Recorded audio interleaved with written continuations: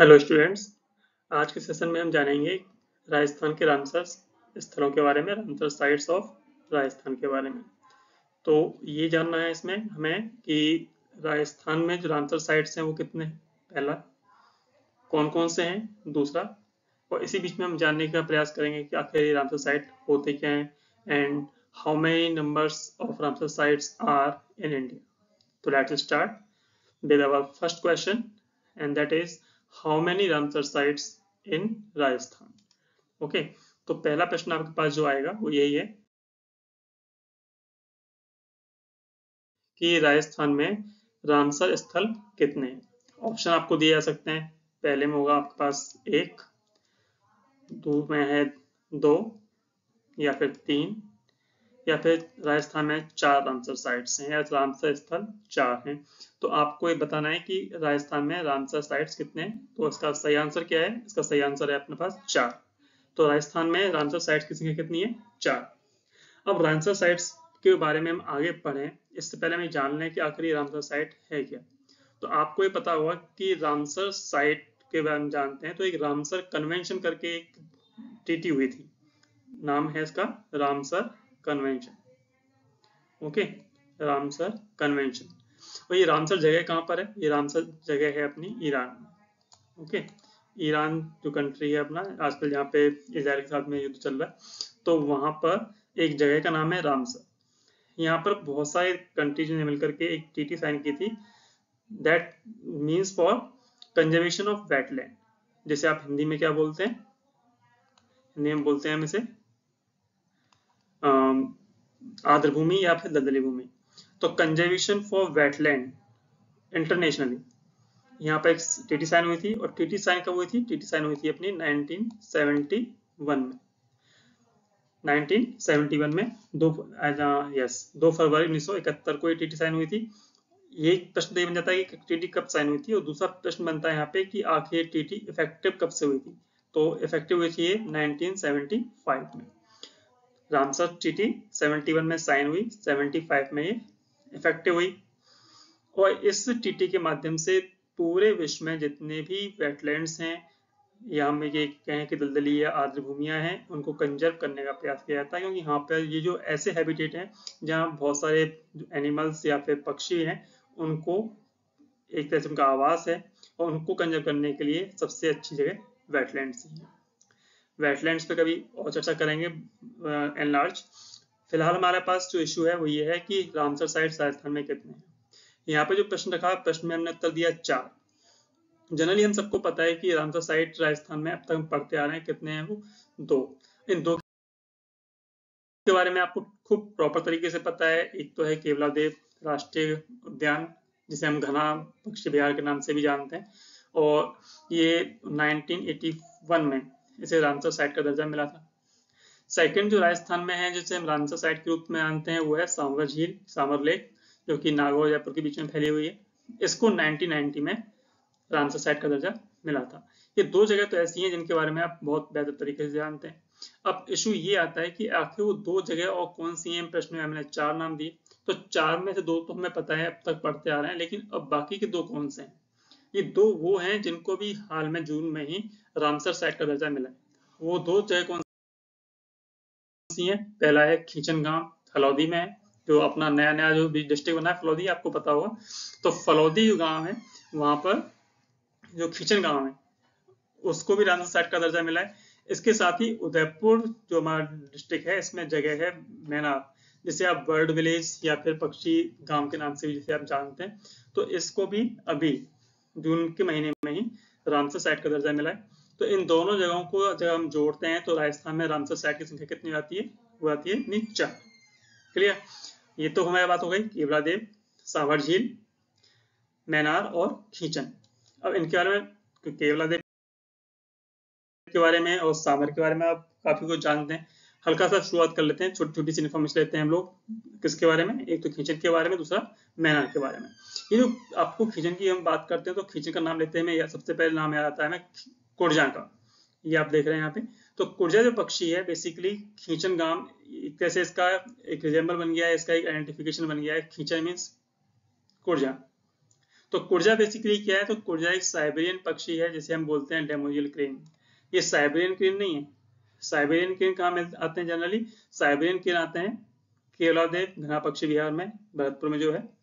और डेमोजियल क्रेन है, इसका इंग्लिश या जूलॉजिकल नेम है एंथ्रोपोइडस विर्गो, जिसे आप कुर्जा कहते हैं। तो ये जो कुर्जा है या फिर डेमोजियल क्रेन्स हैं, ये सब के सब कहाँ आते हैं? ये आते हैं हमारे खींचन गांव में। यहाँ पे एक इंटरेस्टिंग सी बात बता दूं मैं आपको कि एक व्यक्ति हुआ करते थे रतनलाल मालू करके। रतनलाल मालू, ओके, रतनलाल रतनलाल मालू थे, जैन परिवार से संबंध थे। ये उन्होंने एक 1970 में इस जगह पे आकर के कबूतरों को दाना डालना शुरू किया था। उस समय कुछ कबूतर आया करते थे, फिर बाद में धीमे धीमे करके कुर्जा 10-20 संख्या में आने लगे। ये संख्या बढ़ते बढ़ते कितनी हुई? हजारों में पहुंच गई। और आज इतनी संख्या में खींचन में कुर्जा आते हैं कि खींचन की पहचान ही कुर्जा के नाम से हो गई है। ये कंडीशनर अपने पास एक इंटरेस्टिंग फैक्ट है। खींचन के बारे में बात करें तो यहाँ पे खींचन के पास में दो जगह और हैं, बाप और मलार रण, दोनों जगह हैं। यहाँ पर खींचन के अलावा बाप में मलार रण में भी कुर्जा जाते हैं शाम को लौट करके, लेकिन अल्टीमेटली खींचन में ही आ जाते हैं। तो खींचन जो कुर्जा के लिए है, जनरली आपको ध्यान रखना है। बाप साथ में बाप और मलार रण के बारे में जानना है। इसके साथ में हमको मालूम ये भी करना है कि आखिर जो कुर्जा के लिए, या आप ये कहें कि जो वेटलैंड जो नॉमिनेट किया गया है, डेजिग्नेट किया गया है, इसमें कौन कौन से स्थल बेसिकली किए गए हैं। तो यहाँ भी हम जान लेते हैं कि खींचन में 2 तालाब हैं। क्योंकि जैसे आप डीप में आएंगे, शुरुआत में आपसे कोई पूछेगा तो पूछ सकता है कि खींचन और मैनार के बारे में डायरेक्टली बात करेगा, लेकिन जैसे कुछ और समय निकलेगा या आपसे थोड़ा सा डीप में जानने की जानकारी प्राप्त करना चाहेगा, तो आपसे पूछेगा कि खींचन में वो कौन से तालाब हैं जिनको वेटलैंड के तौर पे डेजिग्नेट किया गया है। तो पहला है विजय सागर और दूसरा है रातड़ी नाड़ी। ये 2 तालाब हैं जिनको बेसिकली रामसर साइट के तौर पे नॉमिनेट किया गया है, डेजिग्नेट किया गया है। इनका 54 हेक्टेयर का वेटलैंड्स एरिया है जो इसमें शामिल किया गया है। इसके अलावा बाकी जो हिस्सा है जो झाड़ियों में और तालाबों में है, वो भी वेटलैंड में ही आता है। बेसिकली हम कहें तो पूरा पूरा खींचन को इन्होंने वेटलैंड माना है, लेकिन मूल रूप से हम बात करें सबसे ज्यादा कुर्जा जिनके लिए इसको डेजिग्नेट किया गया है वो विजय सागर और रातड़ी नाड़ी में आते हैं। विजय सागर में 19 हेक्टेयर का एरिया है, ओके, और रातड़ी नाड़ी में 18 हेक्टेयर का। एक बात और भी, जैसे मैंने शुरुआत में आपसे कहा कि पहले रतनलाल मालू जी ने कबूतरों को दाना डालना शुरू किया 70 के दशक में, इसके बाद कुछ संख्याएं बढ़ी। तो आखिर प्रश्न ये उठता है कि कोई भी जब रामसर साइट का दर्जा किसी को दिया जाता है तो उसका डाटा इकट्ठा किया जाता है, उसका आंकड़े इकट्ठे किए जाते हैं। तो यहाँ पर जो आंकड़े इकट्ठे किए गए वो 2017 टू 2020 तक के आंकड़े दिए गए। 2017 से लेके 2022 तक के आंकड़े हमें जुटाए गए।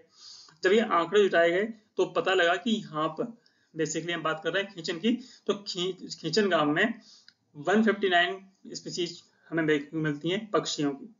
वर्ड्स की 159 स्पीसीज मिलती हैं, इनमें से भी 43 एक्वेटिक स्पीसीज ऑफ वर्ड्स हैं, मतलब जलीय पक्षी जो पानी में रहती हैं।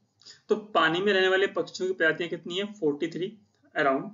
और टोटल जो प्रजातियां हैं जो आपको देखने को मिलती हैं वो कितनी है? 159, ओके। इसके साथ ही उन्होंने ये भी देखा कि 2017 से 2022 के बीच में यहाँ पे तकरीबन उन्होंने पाया कि हर वर्ष एवरी ईयर 20,000 क्रेन्स, डेमोजियल क्रेन्स या हम कुर्जा कहें, वो साइबेरिया वगैरह से आकर के यहाँ पर अपना निवास करती हैं, यहाँ पर कुछ समय के लिए रहती हैं, ओके। तो ये बहुत बड़ी अपने आप में इम्पोर्टेंस बनाता है इस खींचन को, जो कि डेमोजियल क्रेन के लिए एक हैबिटेट के रूप में काम करता है। तीसरी बात हुई अपनी खींचन की। नेक्स्ट अपना पॉइंट है वो है मैनार, उदयपुर में। तो मैनार बेसिकली यहाँ पे एक झील है। मैंने पहले भी आपसे कहा था कि बर्ड विलेज या पक्षी गांव के रूप में जाना जाता है मैनार झील को। तो मैनार झील की हम बात करें तो यहाँ पे हम बात कर सकते हैं कि कौन कौन से पक्षियां पाए जाते हैं, कितनी प्रजातियां पाई जाती हैं। तो ये आप यहाँ पे देख लेंगे कि मैनार तालाब में हर साल 200 से अधिक प्रजातियों के पक्षी आते हैं। और ये पक्षी कहाँ से आते हैं? साइबेरिया से, रूस से और मंगोलिया से कहने का मतलब ये है कि विदेशों से पक्षी यहाँ पर आकर के निवास करते हैं। जैसे कि केवलादेव में साइबेरिया से क्रेन्स, साइबेरियन क्रेन्स आती हैं, ठीक इसी प्रकार से तकरीबन 200 प्रजातियों के पक्षी यहाँ पे आकर के अपना निवास करते हैं। कुछ इसमें से ब्रीडिंग करते हैं, कुछ और काम करने के लिए आते हैं। जनरली अपने जब बायोलॉजी पढ़ रहे होते हैं या फिर एनिमल बिहेवियर के बारे में पढ़ रहे होते हैं, तो हमें पता होता है कि जो हम माइग्रेट करते हैं, चाहे वो मानव हो चाहे पक्षी हो, तो माइग्रेशन बेसिकली होता ही क्यों है? जस्ट टू फाइंड फूड और टू ब्रीड। बेसिकली दो चीजों के लिए अपन पक्षी माइग्रेट करते हैं, ब्रीडिंग के लिए या फिर फूड के लिए। तो ये पक्षी भी साइबेरिया से या रूस से या फिर हम बात करें मंगोलिया से जब यहाँ पे आते हैं, तो कहीं ना कहीं कुछ ब्रीडिंग के लिए आते हैं, कुछ अपने वहाँ के जो हार्श कंडीशंस हैं उस समय की, उनसे बचने के लिए, अपने आप को सर्वाइव करने के लिए इस जगह पर आते हैं। अब मैनार की बात करें, जैसे मैंने वहाँ पे बाप की बात की थी या दो तालाबों की बात की थी, रातड़ी नाला की और विजय सागर की, ऐसे में यहाँ बात कर सकते हैं। यहाँ भी दो तालाब, कौन कौन से तालाब है मैनार में? पहला है ढंड तालाब और दूसरा है ब्रह्म सागर। दो तालाब हो गए। ब्रह्म सागर को हम धर्मिला के नाम से भी जानते हैं, जनरली यहाँ पे पूछा जा सकता है इन फ्यूचर। तो दो तालाब हुए, धंड पोल और सेकंड है ब्रह्म सागर। ये दो तालाब हैं जहाँ पर ये विदेशी पक्षी हैं, ये माइग्रेटिव बर्ड्स हैं, वो यहाँ पे आकर के अपना हैबिटेट बनाते हैं फॉर मैनी पर्पजेस। तो यहाँ पे सैकड़ों की संख्या में, हजारों की संख्या में पक्षी आते हैं और धीमे धीमे करके इन संख्या इतनी बढ़ चुकी है कि पक्षी इतनी संख्या में यहाँ पे देखने को मिलते हैं कि यहाँ पर इसे आजकल हम वर्ल्ड विलेज के नाम से जानते हैं। अगर आप करंट अफेयर से थोड़ा अपने आप को टच रखे होंगे तो आपने देखा भी होगा कि यहाँ पे वर्ल्ड फेयर भी लगता है। मैनार में वर्ल्ड फेयर भी लगता है, मतलब पक्षी फेयर जो भी आप कहना चाहें, उस सब पक्षी उत्सव भी यहाँ पे लगाया जाता है। अब यहाँ पे मैंने बात की थी थोड़ी देर पहले कि कौन कौन से पक्षी आपको यहाँ पे देखने को मिल जाते हैं। तो वो कहते हैं कि knob build, com duck, cotton pygmy goose, Indian spotted billed duck, ये तो इंडियन सी है, एंड लेजर विस्लिंग डक। ये सारे अपने जूलॉजिकल नेम्स हैं। लेकिन यहाँ पे जो इम्पोर्टेंट बात आती है वो क्या है कि जो ग्रेट क्रेस्टेड ग्रीव है, ये यहाँ पर क्यों आता है? जस्ट टू ब्रीडिंग, प्रजनन करने के लिए आता है। इसके अलावा एक और इम्पोर्टेंट स्पीसीज हमें देखने को मिलती है, वो कौन सी है? व्हाइट नेप्टेड। ये जो व्हाइट नेप्टेड है, ये इंपॉर्टेंट क्यों लगता है? क्योंकि इसको IUCN ने बहुत ही सेंसिटिव श्रेणी में रखा हुआ है। जो IUCN की डेटा लिस्ट है उसमें इसको सेंसिटिव श्रेणी में रखा गया है। इसके साथ ही यहाँ पे आपको देखने को मिलते हैं यूरेशियन बिटर, ये भी मैनार में मिल जाता है। तो ये कुछ ऐसी खूबियां हैं मैनार की जिसके कारण से हम ये मान सकते हैं कि ये अपने आप में एक वेटलैंड का दर्जा पाने का हकदार है। तो आज हम जाने तो राजस्थान में 4 वेटलैंड हैं। बहुत इंपॉर्टेंट बात अपने आप पे आती है। सांभर और केलादेव के अलावा मैनार और खींचन। बार बार रिपीट इसलिए कर रहा हूँ कि वीडियो को देखते देखते ही आपको कुछ ऐसा समझ में आ जाए या याद में रहे कि हमारे पास 4 वेटलैंड कौन कौन से हैं। इसके साथ ही एक प्रश्न और बनता है, जैसे मैं शुरू में भी आपसे कहा था कि चलो ठीक है, हमने मान लिया कि हाँ राजस्थान में 4 है, तो how many numbers of wetlands are in India? India की हम बात करें तो इंडिया में कितने भाई? प्रश्न ये भी तो बनता है, क्योंकि राजस्थान इंडिया में है तो इंडिया के 2 अभी इस बार डेजिग्नेट हुए, मैनार और खींचन। तो कुल नंबर कितने हो गए यहाँ पे अब? तो इंडिया में हम बात करें तो इंडिया में कितने नंबर है इस समय? Can you guess? तो इंडिया में है 91। कितने हैं? 91। तो इस समय हम बात करें कि इंडिया में कुल 91 रामसर साइट्स हैं, इंडिया में 91 वेटलैंड्स हैं, और ये अपने आप में बहुत इंपॉर्टेंट हैबिटेट्स हैं for conservation of birds, conservation of animals, conservation of our nature. Thank you for that. I hope ये वीडियो आपको थोड़ा बहुत अच्छा जरूर लगेगा, काफी इंफॉर्मेटिव भी होगा। If you feel that, subscribe it.